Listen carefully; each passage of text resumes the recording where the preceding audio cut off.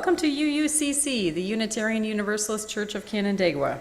We're a group of spiritual free thinkers who gather to celebrate life, build community, and better the world. Wherever you are in your spiritual journey, you are welcome here. I'm Laura Wink, your worship associate for this morning, and the service today will be led by Reverend Don Gondel. And I got it right. Don Gandel. Yeah, you did. You set me up. I joked with her because I said some people say Dan Gandel, but it's Don Gandel. So she said, I'm going to mess up. Don Gandel. Got it.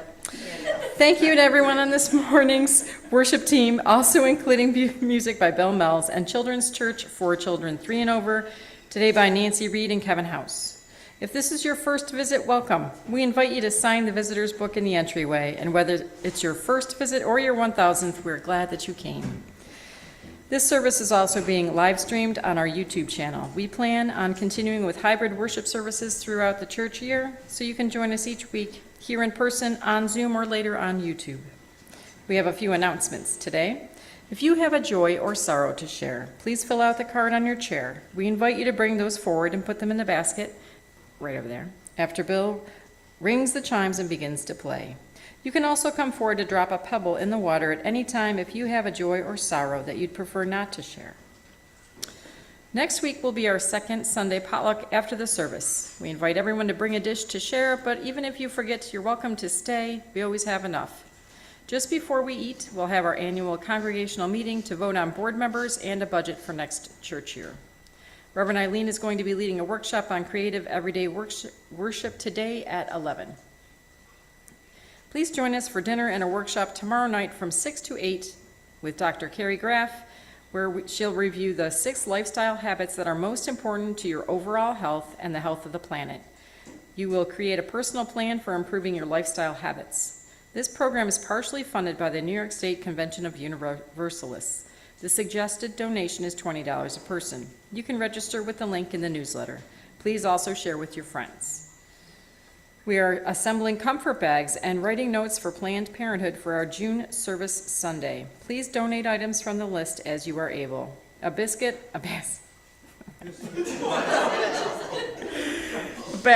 or a bin. It's just not going to happen today. Don't put me in charge of writing anything. A basket is going to be in the front hallway to place donations. Gift cards may also be donated. Our church is also participating in the Finger Lakes Pride Festival in Geneva on June 15th from 1 to 9. I'll be there. So will Michelle and Karen and maybe Melissa. Okay. We're going to be tabling with First Unitarian. If there's anyone else who'd like to join us, that would be fabulous. Bring your bubbles, bring your glitter, bring your rainbow shirts. To volunteer, contact Michelle Chapla. And did I miss anything? There's more. Oh, wait, there's more. Only half an announcement. Laura covered almost everything. You heard that next week is our congregational meeting and potluck. It's also our annual flower communion. So if you come to worship next week, bring a flower or a couple flowers if you can. They can be beautiful flowers you grew in your garden. They can be flowers you picked up at Wegmans on the way here. They can be flowers that are weeds really that you picked from the side of the road or that you pulled out of our gardens because you just remembered as you were walking up the steps. Any of those count. We will be joining with other UU congregations across the country in dedicating our annual flower communion service to call attention to the need for a ceasefire in Gaza. So you can bring all of your feelings about that as well.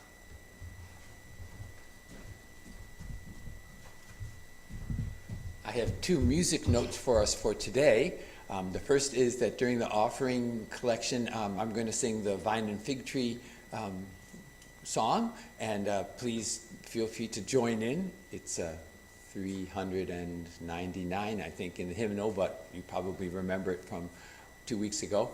And second is that the famous Beethoven Ninth Symphony with the choral part of it, with the joyful, joyful, we adore thee words. It's the 200th anniversary of that. That was premiered 200 years ago this month. And the Rochester Philharmonic just did it. Possibly you were there at Eastman Hall to hear it this week.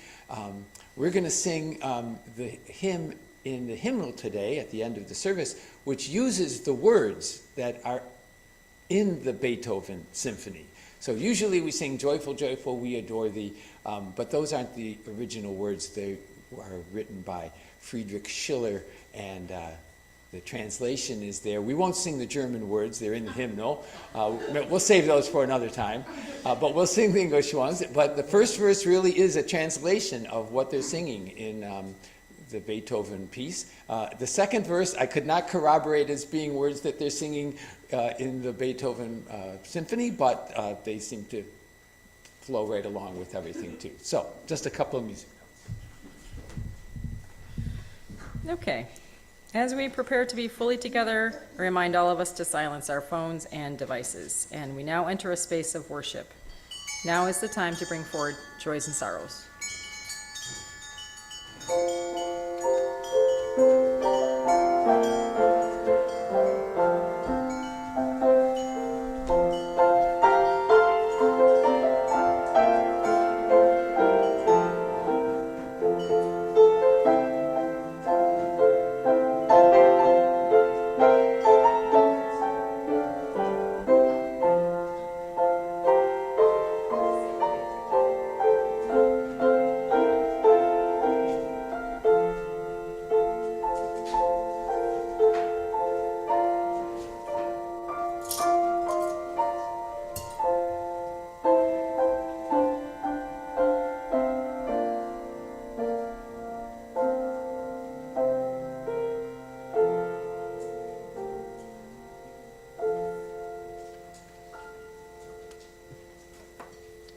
Now is the time for jealous lighting.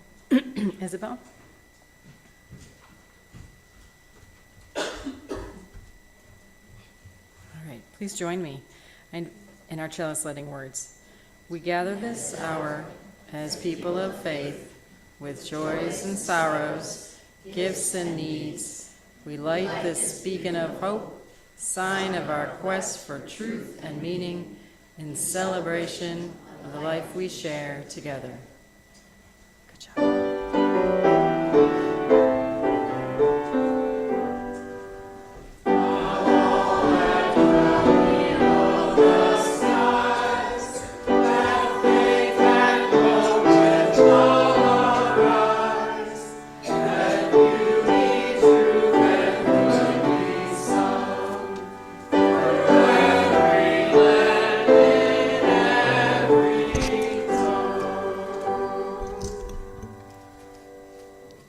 Good morning. It is lovely to be with you all this morning. I want to say thank you to Eileen for, first of all, being a friend and an inspiration for 25 plus years, and just for the invitation. So thank you very much. The invitation. 25 years ago, there was a mystic poet named Oriah, and she wrote The Invitation, and I'd like to share it with you now. It doesn't interest me what you do for a living. I want to know what you ache for, and if you dare to dream of meeting your heart's longing. It doesn't interest me how old you are. I want to know if you will risk looking like a fool for love, for your dream, for the adventure of being alive. It doesn't interest me what planets are squaring your moon. I want to know if you have touched the center of your own sorrow, if you have been opened by life's betrayals, or have become shriveled and closed from fear of further pain. I want to know if you can sit with pain, yours or mine, without moving to hide it, or fade it, or fix it. I want to know if you can be with joy, mine or your own, if you can dance with wildness, and let the ecstasy fill you to the tips of your fingers and toes without cautioning us to be careful, to be realistic, to remember the limitations of being human. It doesn't interest me if the story you're telling me is true. I want to know if you can disappoint another to be true to yourself, if you can bear the accusation of betrayal and not betray your own soul, if you can be faithless and therefore trustworthy. I want to know if you can see beauty even when it's not pretty, every day, and if you can source your own life from its presence. I want to know if you can live with failure, yours and mine, and still stand at the edge of the lake and shout to the silver of the full moon, yes!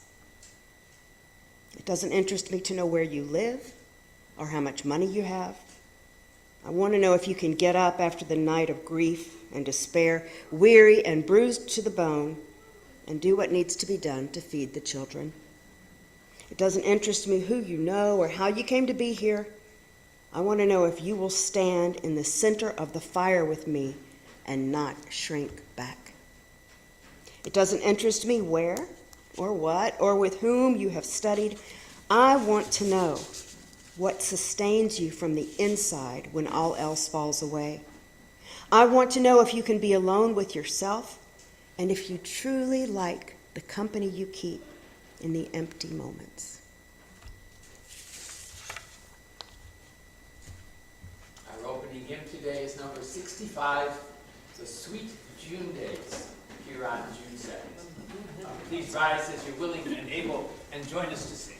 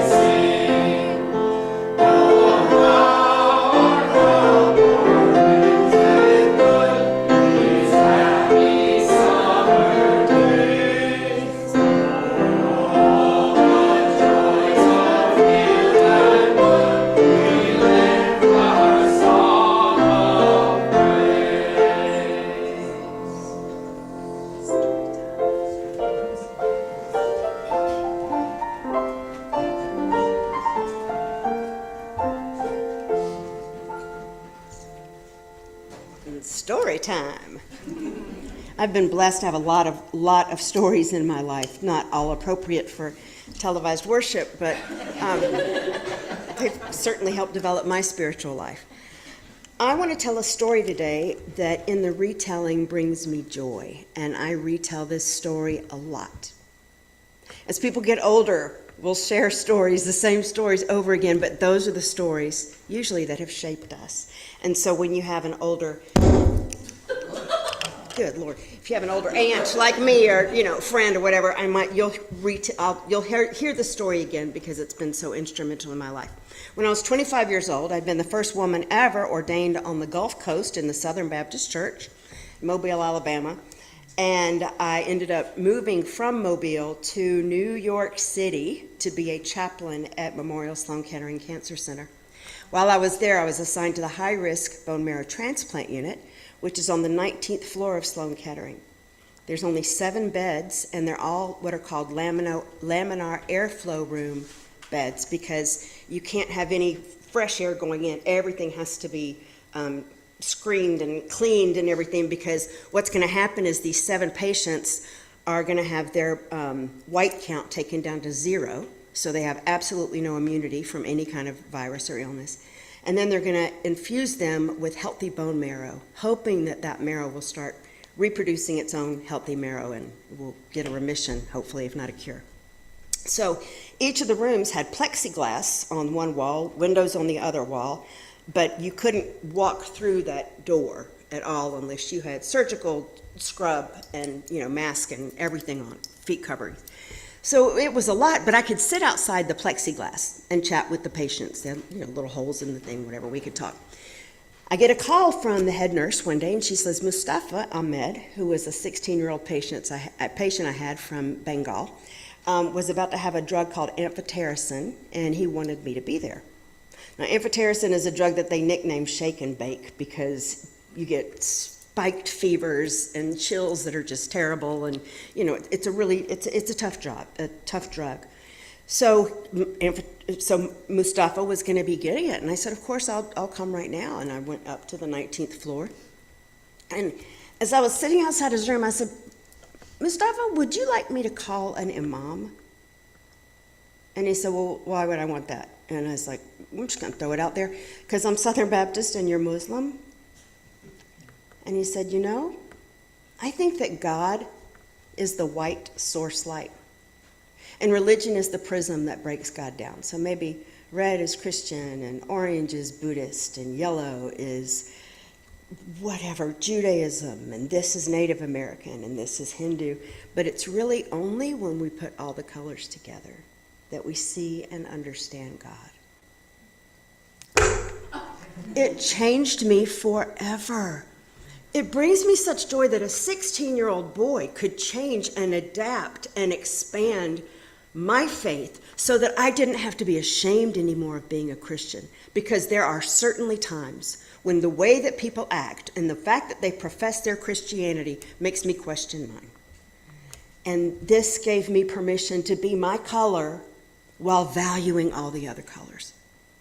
And that has really changed me. So I hope that that story can do something for you. And I said to Mustafa, I'm so sorry that you've gotten this dreaded disease, but thank you for letting me, come up and be here today, because it's transformed me.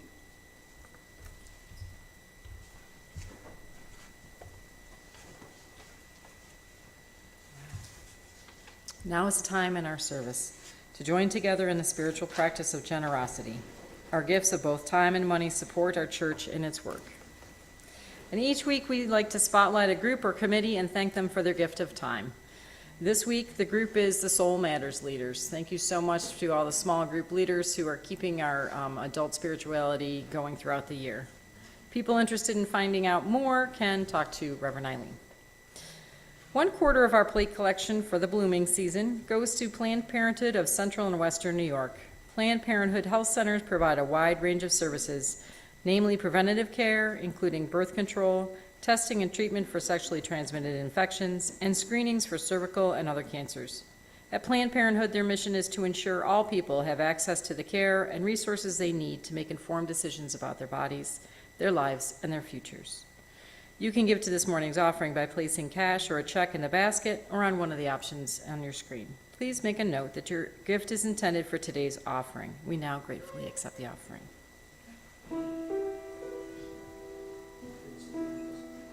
And everyone in the vine and fig tree shall live in peace and not on rain. And everyone in the vine and fig tree shall live in peace and not on rain. And into plowshares turn their souls, nations shall learn war no more. And into plowshares turn their souls, nations shall learn war no more.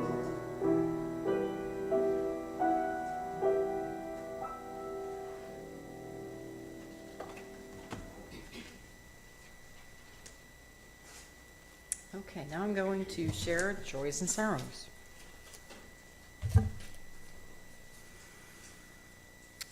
We have a sorrow of someone who is beloved by people here, had a tumor removed and is home now.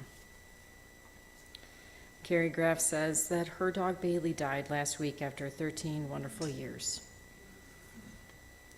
But she had a wonderful long weekend dancing at Creepaloo? Kripalu. Sorry. Bob and Nancy share that Bob's 3 sons have all visited from the West Coast in the past month, and he's home with one of his sons today. Abby shares a joy for a bonfire with friends yesterday and continued sorrows for families in Gaza. And Melissa has big news. She's pregnant. Congratulations. Yay! That's a big deal. I will now drop a pebble in the, drop a stone for these and the joys and sorrows left in the silence of our hearts. Whatever is in your heart today, we are with you. And it's time to send the children, if you're going.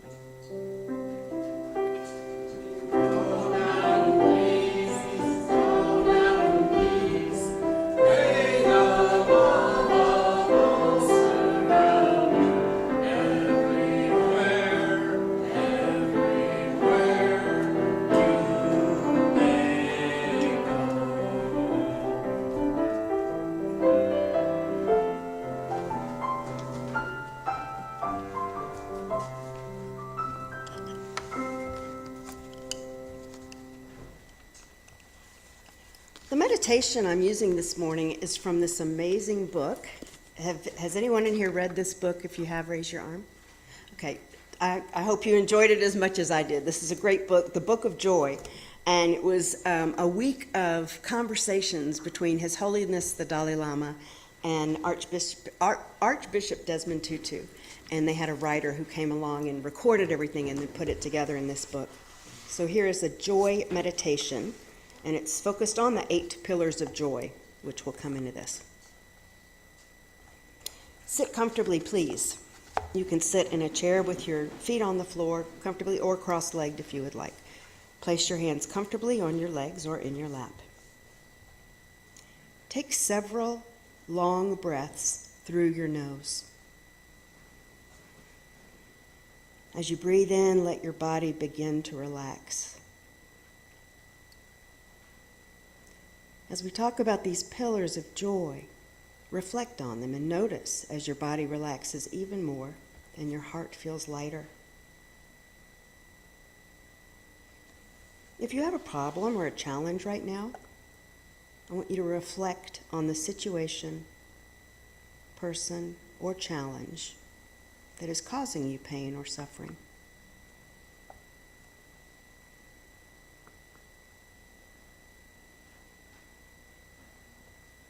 The first pillar of joy is perspective. So see yourself and your problem from a wider perspective. Try to step back from yourself and your problem. See yourself and your struggle as if you were watching a movie about your life.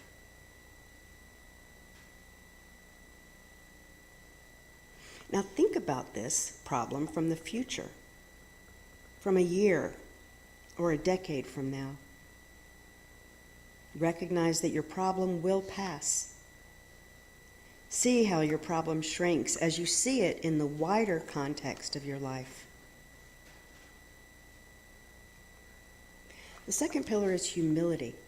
So now see yourself as one of the 7 billion people and your problem as part of the pain and suffering that so many human beings experience.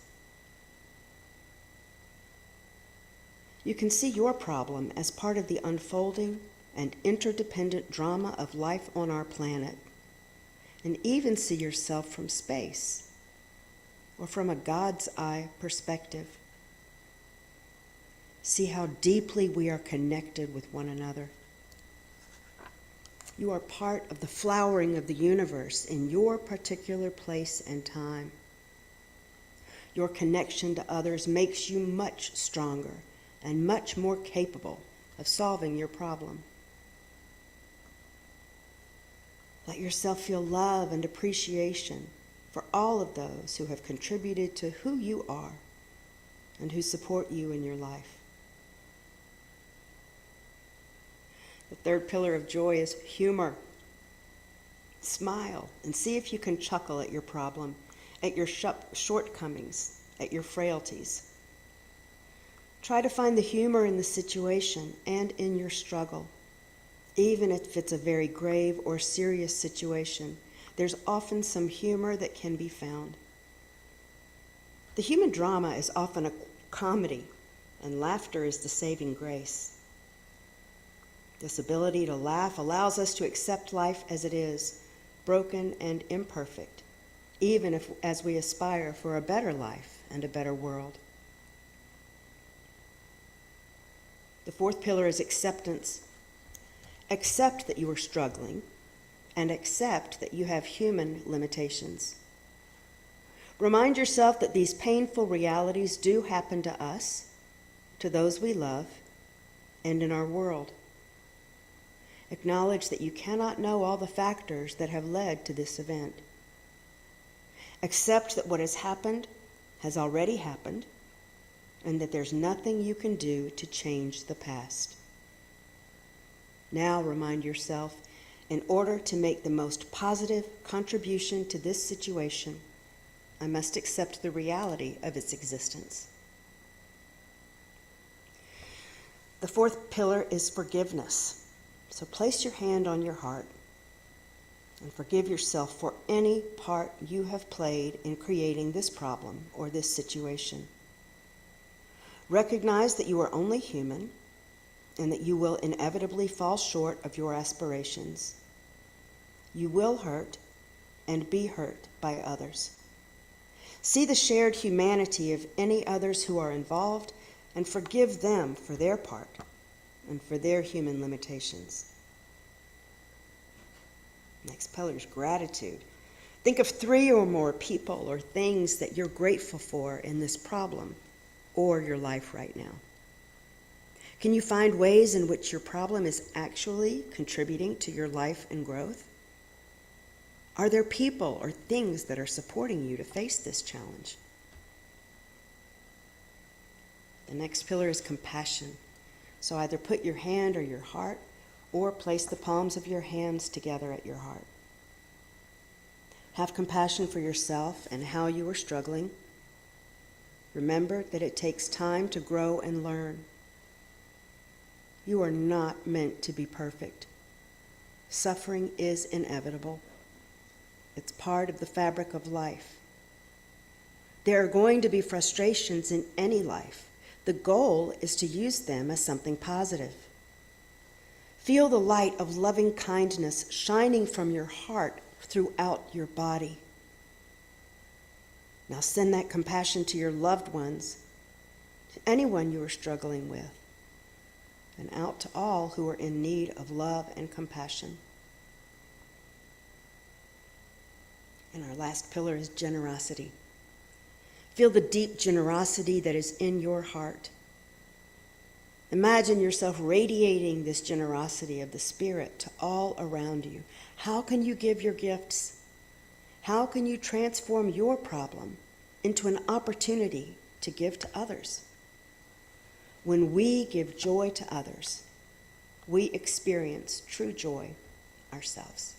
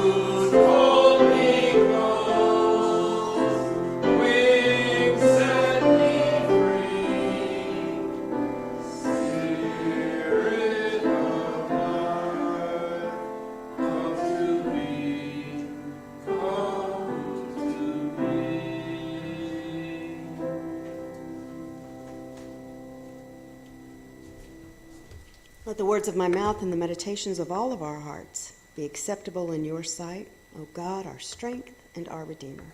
In the name of the Trinity. Amen.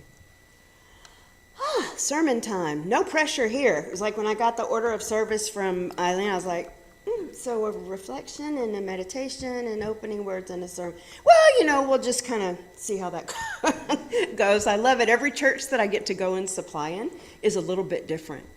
And learning the congregation and getting to kind of read people is always, a fun and a challenge. Last week I went to a congregation where I hadn't been in it since Easter Sunday, actually. And I walked in, and it was a heavy atmosphere. Like heavy, and I was like, what is going on here? Because they're usually a very joyful congregation. And it's a small congregation. They probably average about 25 on a Sunday as well. They had lost 2 members that week.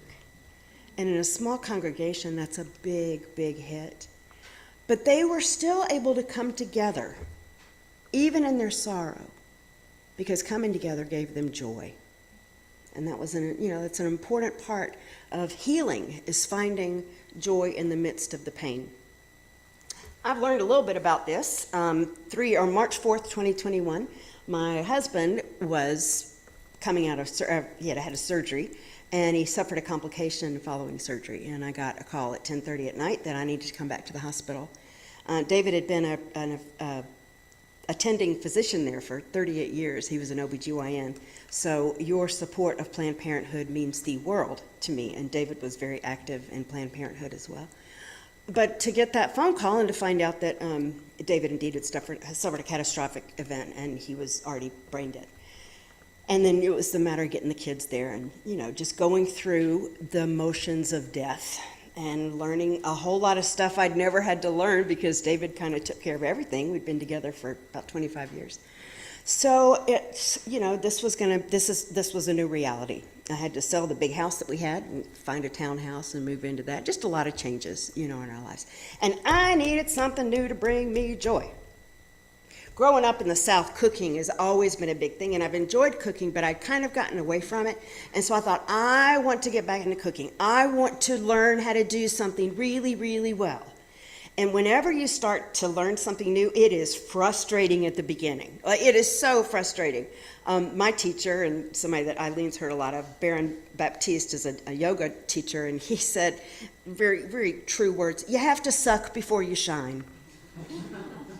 If you're going to start something new, it is not easy. And so you're going to not be good at it at the beginning. But the thing is, are you going to keep doing it? Are you going to keep doing it? You're going to struggle through the hard part of the learning to get joy out of it. So I decided, because my mother never made a pie crust, ever. She said, you can get the Pillsbury ready-made. Why in the world would you have to learn how to make a pie crust? It's too hard. Don't do it. And I thought, Mom's gone, David's gone. I'm going to learn how to make a dadgum pie crust. So that started my, epic desire to learn how to make a good pie crust. And I tried everything. I tried using the pastry cutter. I tried, grating the butter on a thing. Talk about bloody knuckles. That didn't last a whole long time. I did it with food processor. I tried the different blends of pastry flour or all-purpose flour. Do you use Crisco? Do you use butter? Do you use margarine? Do you use a combination of them? And I was just really enjoying it and finding it all, putting on 10 pounds of weight and just working to, get better at it. And my boyfriend was like, Dawn, these are really good. So he got the application for me to be in the Wayne County Fair baking competition, the pie baking competition. I've never been in a pie baking competition in my life. And I estimated that I'd probably spent about $150 in ingredients practicing for this, thing that you might get $10 if you win. It's bragging rights. So first I want to take you through the process of making a perfect pie crust, because it's really not as hard as you would think. So if I'm going to make a standard 2-crust pie thing, now you could do 2 cream pies or 1 2-crust pie with this. 2.5 cups of flour. I use all-purpose flour or pastry flour, depending on if I have any. 1 1/4 cups of fat. So I use 2 sticks of butter and 2 tablespoons of lard. And I put my butter and lard from the freezer through the food processor Take that out, and then I combine the 2.5 cups of flour with 1 teaspoon of salt, 1 teaspoon of sugar, whirl that up, and then put the butter back into it, and then like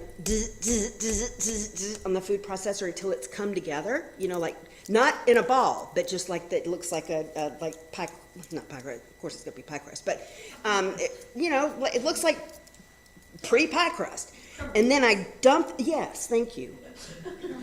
Crumbles, yes. And then I dump that on my pastry board, and I make a well in the middle, and ice water. 1/3 of a cup of ice water plus 2 teaspoons. Do not add any more flour to it.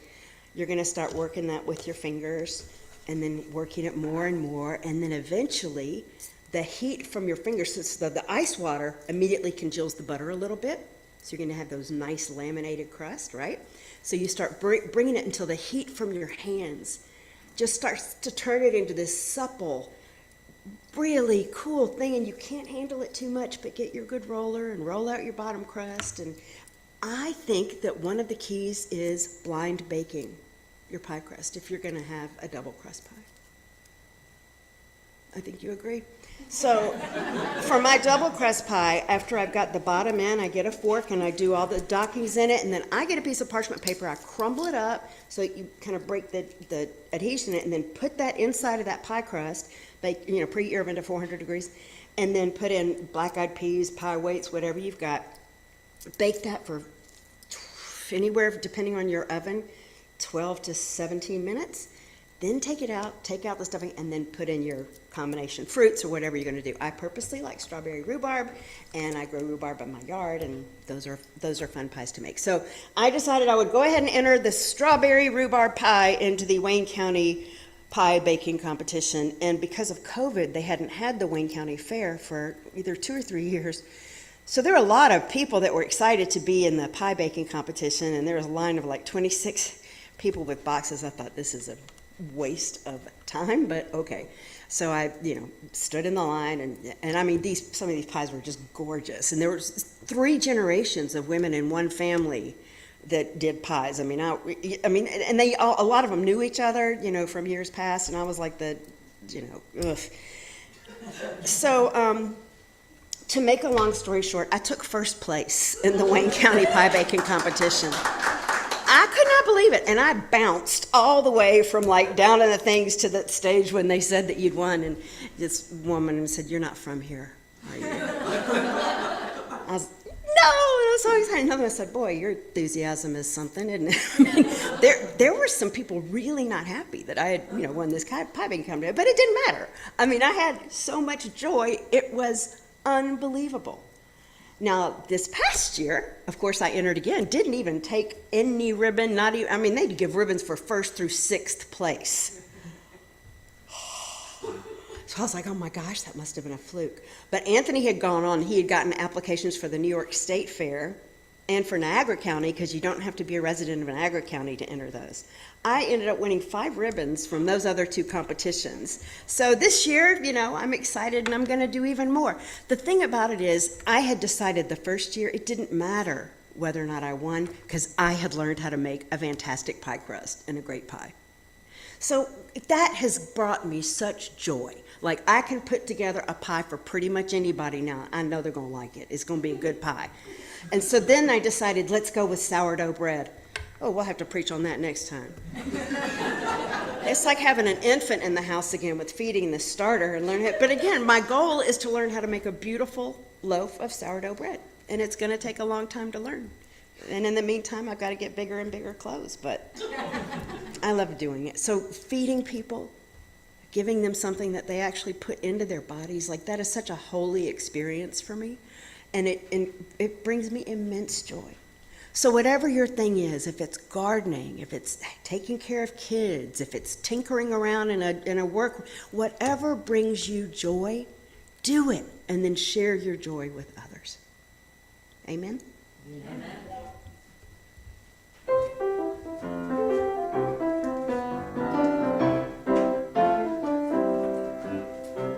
Shoes like pie, and have a head down, makes my arms slide up. Tommy say, how's it?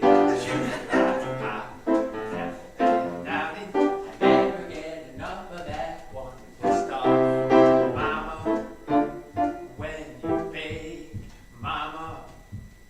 don't like cake, Mama.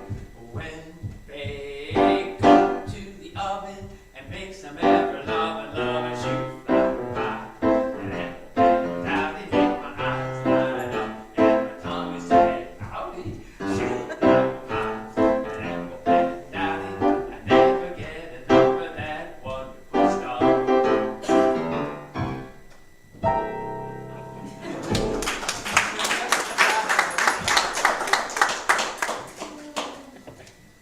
That was our music for reflection, right? I love that. Shoot my fire. Okay, final benediction. The world is not too dangerous and too beautiful for anything but love.